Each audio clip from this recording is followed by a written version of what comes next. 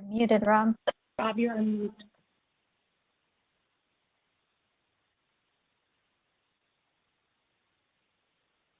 Rob.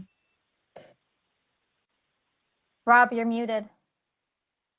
Had a initial session focused on the pathways associated with decarbonization. We moved into another session today, session 2, earlier today, that was focused on the importance of technology optionality on the supply side of the house as we look at net zero supply technologies and the important role that nuclear will play going forward. And for this afternoon session, session 3, we are focusing on electrification of end use for a net zero world. Once again, good afternoon. I'm Rob Chapman, EPRI Senior VP of Energy Delivery and Customer Solutions.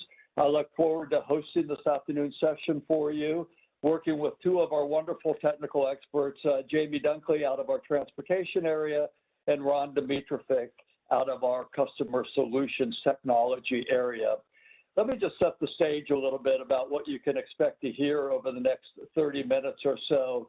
We did talk about decarbonization of the energy system, but beyond decarbonization of the energy system, we really have an objective for decarbonization of the overall economy. That's really the prize that we're all focused on at the end of the day. To the extent that decarbonization of the energy system can support a decarbonization of other sectors of our economy, such as transport, buildings, or industry, that's an area where we want to find those common intersections. And transportation, as we mentioned yesterday, is one area of key focus because actually the transportation footprint is larger, the carbon footprint is larger than that of the electricity sector. So obviously a very important area to focus on. And when we talked yesterday, we talked about transportation becoming much more technically feasible and economically viable as the price point of an electric vehicle becomes close to price parity with that of an internal combustion engine. But there's a bigger challenge beyond just the technical and economic perspective. It's ultimately how do we make this a technology that consumers are willing and wantingly to adopt as their preferred choice going forward. And Jamie Dunkley, on the second part of our series today, is going to walk us through not only trends that she sees around electric vehicle adoption patterns within the United States, but also globally. And the global footprint is important to understand because some of the trends that we see there being driven by policy are driving more near-term adoption of technology by consumers. But then Jamie's also going to talk about what's important in terms of understanding customer behaviors and how that helps inform how we incent or develop programs to support consumer adoption of electric transportation options going forward. But before we get to the electric transportation side, we actually did want to focus in on another end-use electrification technology. And I want to just phrase this one as, first of all, saying the past year has been a very difficult year for everyone. The COVID virus obviously has really wasn't something that we prepared for overall as a global economy, something that we had to react to very quickly, and something that we continue to look in terms of how we are going to manage virus types of pandemics going forward. And that is especially true in terms of the workforce as folks begin to think about how they return back to the office and how to ensure that it is safe for them to do so.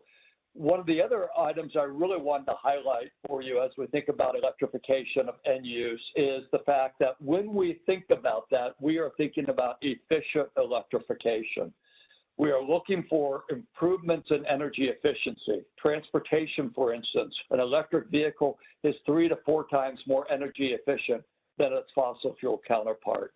When we take that by extension and look at other end-use electrification technologies, lighting, the improvements that have been made in lighting in recent years around LED lighting, significantly improving the energy efficiency of lighting and improving the spectrum by which LED lights can operate, is opening up a host of new opportunities for how we can apply electric end-use technologies. For instance, indoor ag, which is an emerging technology area enabled by leveraging all spectrums of LED lighting to more closely resemble that of nature, sunlight, is opening up new opportunities for food deserts as we think about indoor agriculture going forward. In addition, I mentioned the importance of safety and health. And as we begin to think about returning to work, how we can enable safety and health for our workers in our workplaces through some of the electrification and then use disinfectant technologies that are emerging now within the marketplace. So we're going to start our discussion today with Ron Dimitrovic talking about that. But before we jump into that, I did want to remind folks that electrification of end use is a key area of focus for EPRI in general, working with our utility members and industry stakeholders broadly. Once again, it is ultimately the prize that we are looking for as we decarbonize the energy system. How do we drive decarbonization strategies for other sectors of our economy? And that's what Electrification 2021 will be focused on. So once again, Electrification 2021, virtual again in 2021. We look forward to returning in person in 2022 in Charlotte, North Carolina, hosted by Duke Energy. But for the meantime, 2021, we will have 3 different sessions highlighting weeks where we will focus on building technology, transportation technology, and then in general, how we adopt and transition our system, the energy system, to net zero system for all, where we recognize the importance of maintaining equity for all individuals as we progress through this energy transition. So looking forward to having you all participate in the Electrification 2021 conference. But for the next 25 or so minutes, looking forward to your engagement as we talk about disinfectant technologies. Ron Dimitrovic's going to kick us off, and then we'll move to Jamie Dunkley talking about trends and customer adoption behaviors necessary to support adoption around electric transportation. Ron, let me turn it over to you to talk about disinfectant technologies for the industry. Thank you, Rob. I appreciate it, and thank you to all of those who are joining today. Ron, are you there? Give you a brief... You might be on mute. Yes. Can you hear me? I am unmuted. Yes, we can hear you. Okay, very good. Ron, are you on mute? Hopefully folks can hear me. I know Jamie can, or our host can. Yeah, okay, I'm going to proceed. Okay, very good. So I'm going to give you a brief on our recent work in this area in electric disinfection technologies.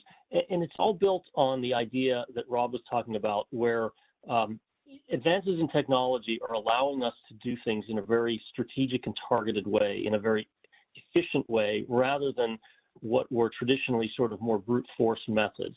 And so there are some emerging technologies in disinfection that are targeted, that are able to be targeted very nicely to sort of specific use cases, be that air cleaning or surface cleaning and so forth. And though they're a nascent technology and there's a lot that's not known, but it's a growing field, and our position is trying to inform the public as much as possible about what these systems do, how they can be applied, how to be safe with them, and so forth.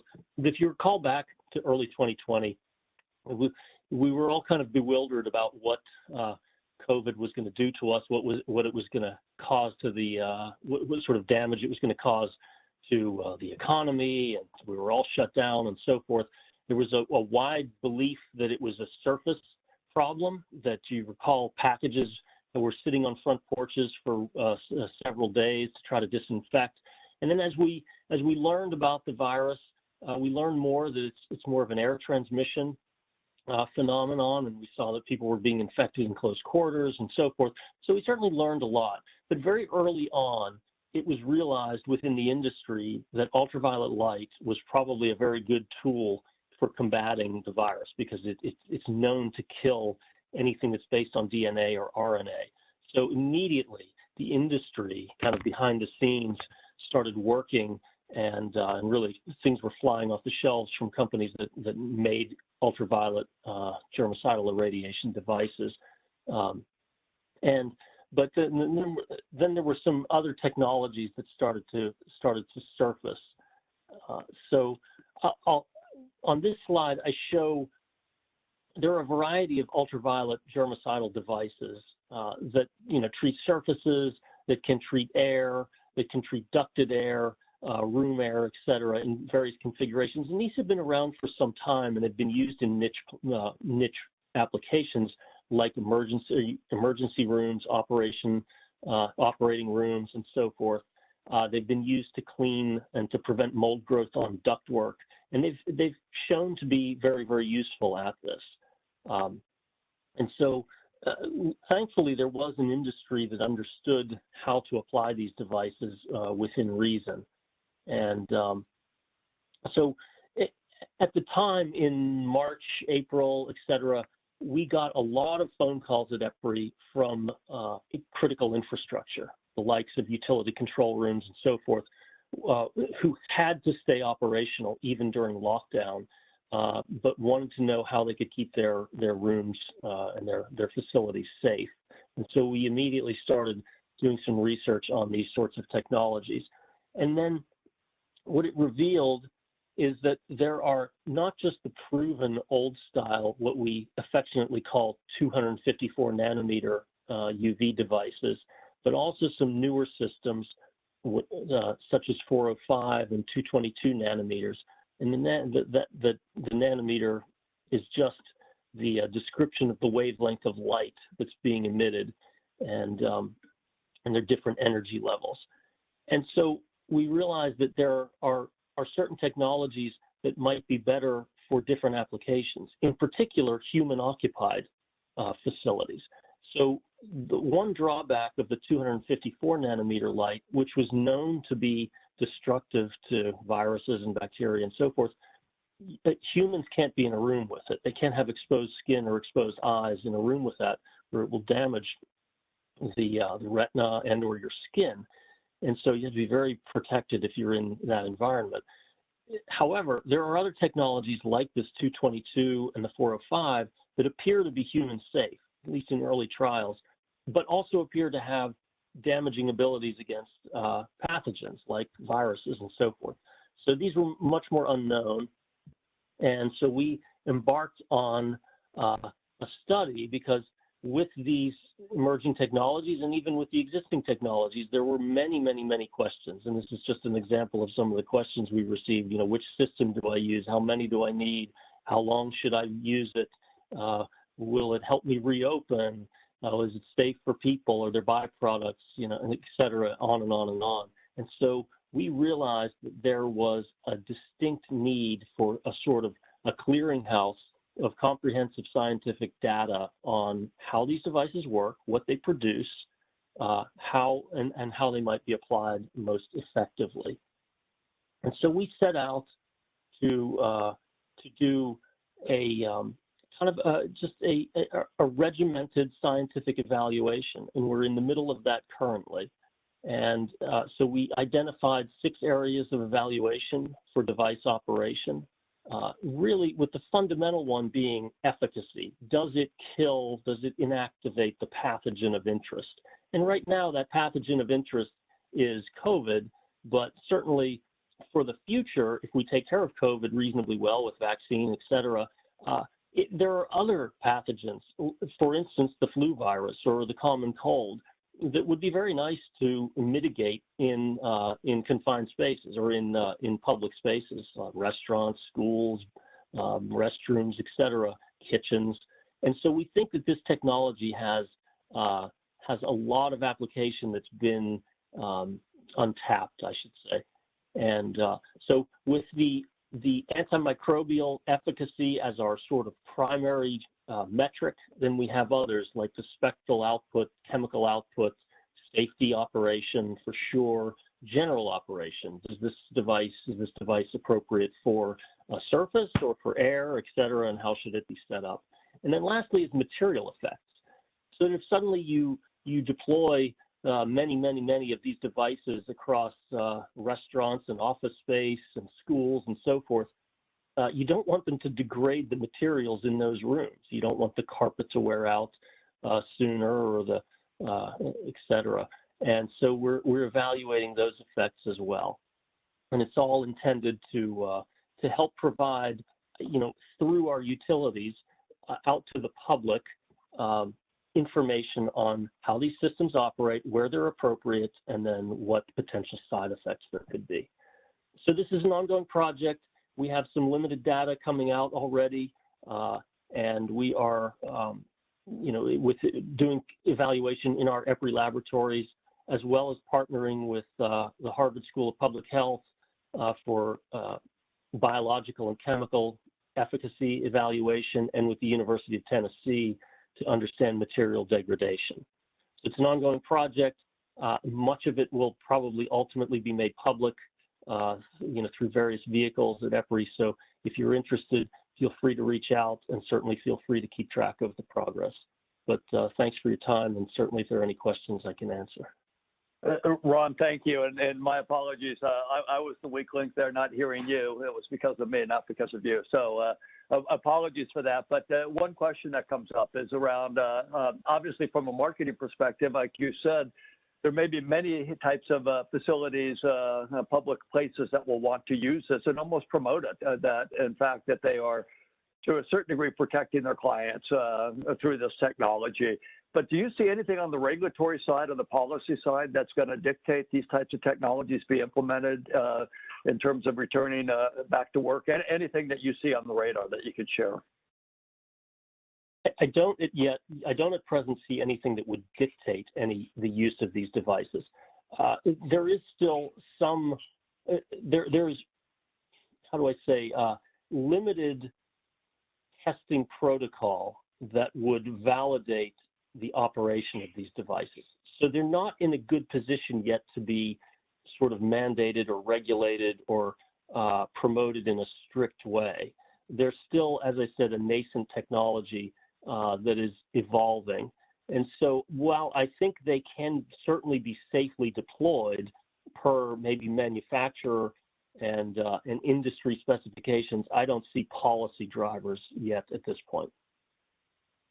That's great. Well, Ron, thank you so much for that overview. Very well done in a very short period of time. And like you said, well, COVID is a primary focus. There are many other areas, viruses, et cetera, pathogens that will be focused on going forward, I'm sure. So I think the importance of this research is going to be incredibly important to the industry and many folks as we think about returning back to the places that we used to visit regularly or work at without any concern in this particular area. So, Ron, thank you. And of course, you'll be on.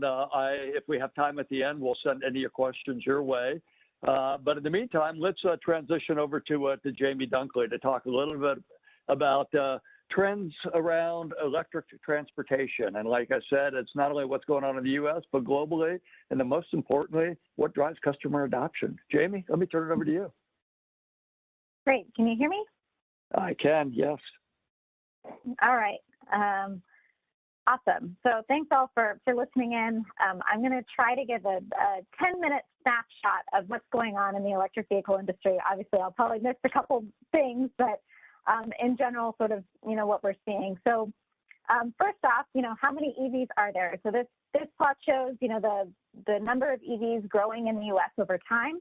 We currently have about 1.8 million EVs in the U.S., which if you assume each one is about 2,500 kilowatt hours a year, that's about 4.5 terawatt hours of generally movable load. And a couple other things to point out here, you see the black dotted line, that's the number of plug-in hybrid electric vehicles. And then there's the solid black line, which is just battery electric vehicles. And you see in the beginning of sales that it was mostly kind of plug-in hybrids. And then in the more recent years, we've seen kind of the dominant force of battery electric vehicles. The other thing you'll notice in this plot is the big red pie-shaped piece at the bottom there. That's Tesla. And in recent years, they've really dominated the market. They're over 50% of new electric vehicle sales. You can see the stats at the top there. The top three sellers there, you've got Tesla, followed by Chevy and Nissan with their respective numbers. So if we look at kind of a map of the whole U.S., all those sales aren't distributed equally. So this is a map showing the percentage of new vehicle sales by county in 2020. So nationwide average, you see an average of 2.1% of all new vehicle sales being electric. However, that varies. You see kind of in the middle of the country there, it's very black with no sales. And then kind of around the coastal regions and kind of larger metropolitan areas, You see sales much higher than that. So Santa Clara County tops it with 18.1%, almost 1 in 5 new vehicles sold being electric. And then you can kind of see the spread there. You also see states outlined in blue. These are zero emission vehicle states, which the rules are complicated, but puts a kind of regulation on all the OEMs that they have to sell a certain amount of electric vehicles in that state. So often new electric vehicles coming into market will hit those states first, and then will filter to the other states. So this plot I'm always excited to present because you know, in the beginning when electric vehicles first came out, we had the Leaf and the Volt, which were great cars, but they were small. Most Americans love their SUV crossovers, and so until those are available as EVs, you know, the sales are going to be limited because people can't buy what they want. And so this is a plot that we put together each year, and we include it in our EV consumer guide, which is linked to down there. We look at all the OEM announcements to try to figure out what's coming. And so this shows the number of electric vehicles available each year out to 2023. And what's exciting about it is that almost half of them are SUV crossovers. And granted, they tend to start at the higher price point and will come down, but the vehicles are there so that people who currently buy SUV crossovers will have an option that is electric. The other thing that's exciting here is that, again, the red slice down on the bottom there, this time it's representative of trucks, which is also a very large percentage of conventional vehicles. And so there are a number of players in the field, but you've probably heard of the Tesla Cybertruck. There's a Rivian truck coming on, and Ford and Chevy also have their own announcements. So it'll be really interesting what comes up in the next couple of years. And as we've already alluded to here, this market is global. So as these OEMs are catering to the U.S. market, they also have to cater to rules and regulations outside of the U.S. And you can see, while I'm very proud of our kind of 2% new vehicle sales in the United States, Europe and China are, you know, above 10% of new vehicle sales being electric. So they're really kind of pushing ahead with kind of rules and regulations kind of helping with adoption. I always like to point out Norway there too is highlighted, where they have almost 75% of new vehicle sales being electric. If we transition now a little bit to charging infrastructure, so we're talking about trends of EVs, and now what about the infrastructure supporting them? This is a map of all public charging infrastructure in the United States. And you can see it mirrors a bit the electric vehicle sales map as well. There's kind of a bit of a kind of lack of charging infrastructure in the middle, where all of the kind of more dominant charging infrastructure is around cities and in the coastal areas. And this is growing over time. It's been great to see. And I think as we get higher and higher density, we'll see that kind of claim, you know, range anxiety start to fall away.